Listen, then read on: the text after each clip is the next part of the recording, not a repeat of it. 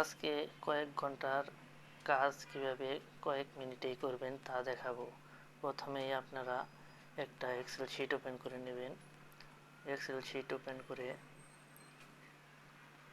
তার নিচের দিকে যে শিটটা আছে ওখানে রাইট বাটন চাপবেন, তারপরে এখানে ক্লিক করবেন।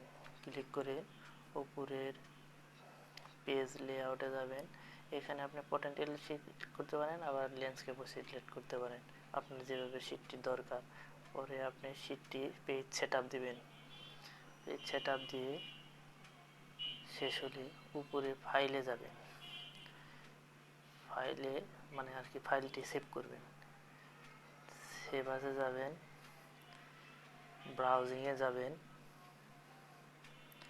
ব্রাউজিংয়ে যে আপনার ফাইলের নামটি দিবেন, আর যে জায়গায় সেভ করবেন মানে যে লোকেশনটা, ওই লোকেশনটা ডান পাশের ওইগুলো ধরাই দেবেন।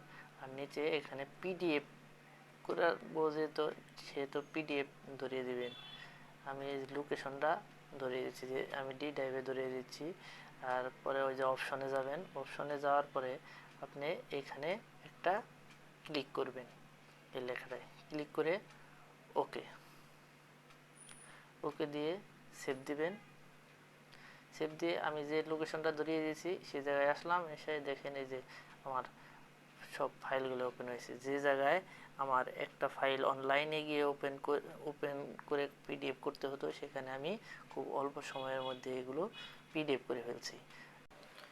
আশা করি এই ভিডিওটি আপনাদের অনেক কাজে আসবে। দেখেন আমি কতগুলো ফাইল একসাথে পিডিএফ করছি।